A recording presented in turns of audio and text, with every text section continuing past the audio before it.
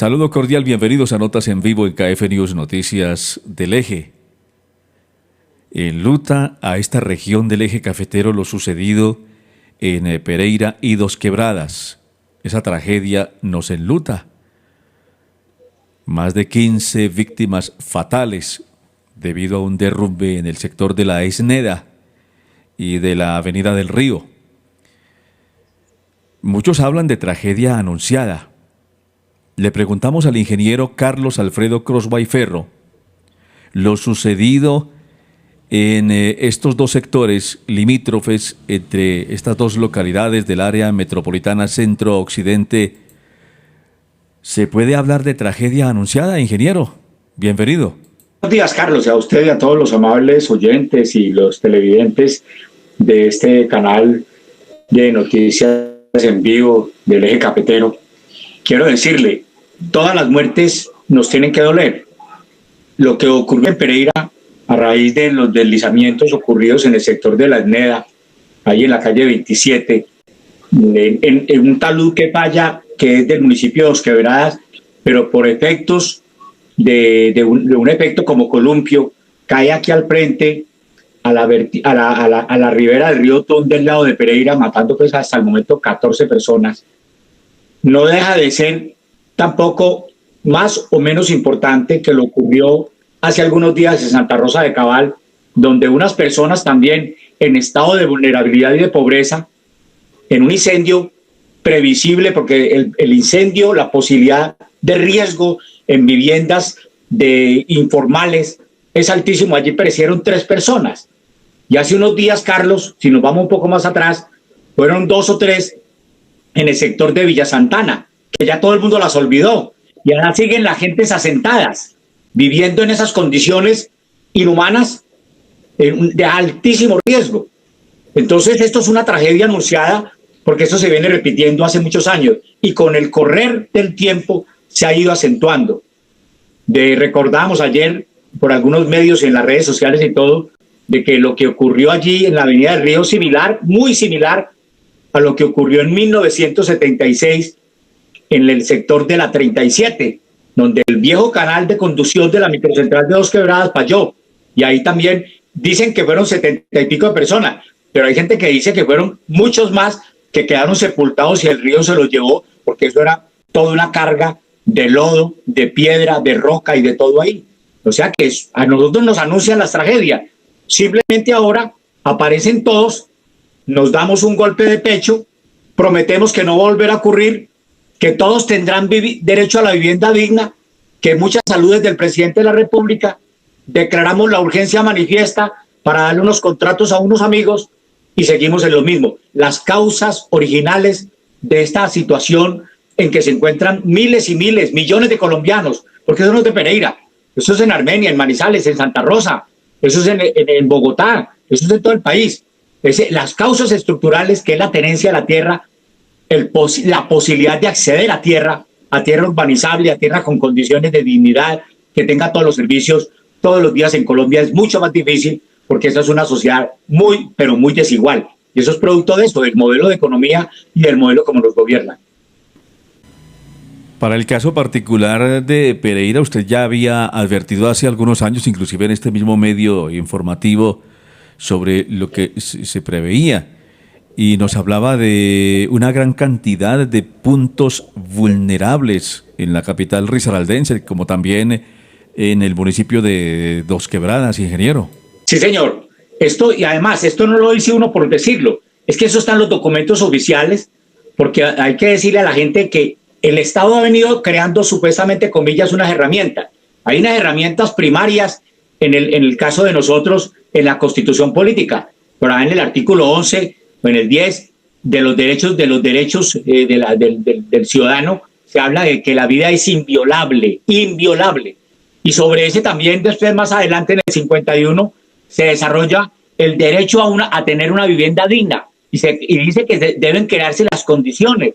Y resulta que a través de eso se desarrollan una serie de herramientas, los planes de ordenamiento territorial, la ley 1523 de riesgo, en fin, todo eso asociado supuestamente son unas herramientas para empezar a identificar y promover unos planes y proyectos que se puedan materializar para solucionar los problemas de la gente. Entonces, esos son los documentos que muestran. Y si ustedes miran los documentos de la Viger de Pereira, que es la repetición de la repetidera, hablan de todas las zonas que en Pereira son miles y miles de los ciudadanos que viven en condiciones de riesgo, por ejemplo, de movimiento de masas. Y son otros miles que viven en zonas de vulnerabilidad por riesgo de incendio, y otros por riesgo de sismo, y otros por riesgo geológico o hidrológico. Hay una serie de riesgos asociados que están identificados. Y yo pregunto, ¿y qué hacemos? No hacemos nada. Lo primero, el Estado colombiano, César Gaviria, reclamaba ayuda para los de Pereira. Pues César Gaviria fue el que hizo todo el proceso de liquidación del antiguo Instituto de Crédito Territorial y que montó el INURBE, pero lo montó sin herramientas, que al final lo tuvieron que liquidar. Es una política neoliberal que dejó sin herramientas al Estado para atender, porque en un Estado, y eso lo tenemos que decirle a la gente, donde el 53% de la gente trabaja en la informalidad, no es sujeto de crédito, no tiene ahorro, no tiene cesantías, no tiene nada, tiene lo del día a día. Esas gentes no tienen cómo acceder a una vivienda en condiciones de crédito y eso. Para ellos tienen que haber unos programas especiales, como le dice el artículo 51 de la Constitución Política. Pero también a nivel regional, Pereira tenía el Fondo de Vivienda Popular de Pereira, y ese Fondo de Vivienda, yo me acuerdo que por ahí en el 95, eso era una olla de ladrones. Eso, el que menos se robaban las máquinas de escribir. Y entonces la solución, ladrones, la solución fue liquidar el Fondo de Vivienda y se quedó sin herramienta. Crearon una Secretaría de Vivienda, pero que no tiene recursos. Entonces yo digo, bueno, vamos a ver qué hacemos. Y voy a poner un ejemplo. Aquí no se hace nada. Y voy a poner este ejemplo. En el año de 1998-99, el alcalde de Pereira, Luis Alberto Duque Torres, que ya falleció, en ese entonces, con recursos del municipio y con recursos del Fondo de Vivienda Popular de Pereira, se compraron unos terrenos en el sector de Galicia yendo para Cerritos. Y se dijo que eran terrenos y empezó a hacerse un proyecto de 800 viviendas, me acuerdo, la memoria no me falla, para hacer programas de asentamiento y de relocalización. Eso nunca se materializó. Por el contrario, alrededor de ese terreno se fueron recibiendo una serie de áreas de cesión y fue creciendo. Y esa zona es una de las zonas más costosas que tiene hoy la ciudad de Pereira. Yo creo que ahí no se consigue a menos de 150.000 pesos terreno en bruto. Allá recogieron, oiga Carlos, y los que me escuchan, 1 millón de metros cuadrados.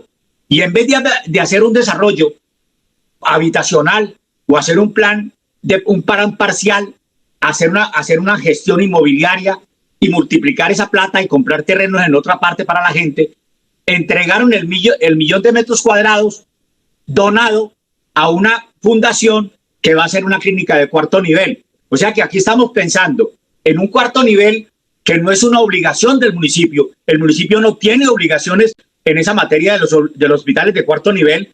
Coge recursos del municipio, 1 millón de metros cuadrados, lo donaron para que hagan una gran clínica. Y mientras tanto la gente aferrada al lado de las quebradas, viviendo entre condiciones infrahumanas, arriesgando su vida, soportando el peso de la tragedia, y nada hacemos. Entonces es un problema para que la gente ahora, hay mucha gente que se duele porque uno sale y hace este tipo de consideraciones, porque dice, no, quédese callado, estamos en la tragedia. No, estamos en la tragedia y somos solidarios, pero hay que luchar porque quedan decenas de miles en esas iguales condiciones, que hoy o mañana se puede enfrentar una tragedia. Entonces, aquí hay que seguir, así les duele a todos, pero aquí no se está haciendo nada, Carlos, no se está haciendo nada. Aquí hay una cosa muy grave, aquí hay un desconocimiento de la ley, hay un desconocimiento constitucional, la plata se está gastando en obras innecesarias, obras no planificadas, obras sin estudio. Y voy a poner 2 ejemplos. El caso del cable aéreo, le metieron más de 180.000 millones de pesos y eso funciona a media. Y ahora hicieron una avenida en Cerritos, 60.000 millones de pesos le están metiendo a eso para hacer una vía en la zona más costosa de la ciudad. Y me cuentan ayer que esa obra que hace 6 meses le firmaron contrato, no ha podido arrancar porque no han podido comprar los predios, porque los predios son muy costosos. Y me contó ayer un ingeniero, yo ya pedí la información, que es que la obra está suspendida porque no ha avanzado, porque se meten a hacer, entonces a una obra que nos va a costar 100.000 millones. Entonces, hacemos obra en sitios donde la gente las puede pagar, los urbanizadores, y a los pobres los dejamos para la politiquería y para la promesa siempre incumplida, Carlos. Ingeniero, ese asunto no es un problema exclusivo de Pereira, sino también que se ve en todo el país y para el caso que nos atañe en el eje cafetero, por ejemplo, la cantidad de dinero que se le ha invertido al proyectado Aeropuerto del Café y la gente en Manizales, la gente pobre sigue viviendo en las laderas. Es un problema que tiene Colombia. Es un problema de en qué debemos gastar, qué es prioritario. ¿Qué es prioritario? Prioritario es salud, prioritario es educación, prioritario es vivienda digna, prioritario es productividad. Mire, Carlos, lo que está pasando en materia de la alimentación, que no se habla, o que sí se habla, pero que esto queda al margen. La gente está aguantando hambre porque eso es un país que no produce comida. Nos dedicamos a importar con un alto costo del dólar y entonces ahora la gente está pagando las consecuencias porque hay hambre. O sea, hay políticas que no están encaminadas a los verdaderos necesidades de la nación. La nación se mete en grandes proyectos y esos proyectos todos fracasan. Mire el caso de Hidroituango. ¿Cuánto nos ha costado a los colombianos Hidroituango? Y eso tiene que ver con el valor del costo de la energía, con los recursos que se invierten. Y o en el caso de las vías 4G y 5G, que se demoran años, como en el caso del túnel de la línea, pues que lo acabaron, casi no lo terminan, pero quedó costando un dineral. Se hicieron corrupción, hicieron de todo. Entonces eso es un problema que nos atañe a todos, que todos tenemos que tener conciencia y tenemos que definir y darle un mandato preciso a los gobernantes en qué debemos priorizar, en qué debemos trabajar, cómo podemos salir de la actual incertidumbre, de pobreza, de atraso, y eso se hace con buenos gobiernos, con gobiernos decentes, con buenos proyectos y que las cosas cuesten eso. Y prioridad. Y la prioridad debe ser, como te digo, en cosas elementales. Educación, problemas de educación gravísimos. Yo tengo acá, Carlos, gente que me busca esta semana de sectores de Villa Santana, en el sector del Remanso, que le piden a unos niños unos útiles costosísimos, o es que pidiéndole uniformes. Y una señora con 2 niños me muestra una boleta donde dice que los uniformes de los niños le cuestan 270,000 pesos. Entonces, venga, eso, entonces la señora al final, como no tiene para los uniformes, no tiene, deja a los niños en la casa, o sea, más atraso. Y yo digo, y el resto de la plata que se gastan en cosas innecesarias en la ciudad de Pereira, ¿para qué decir la lista?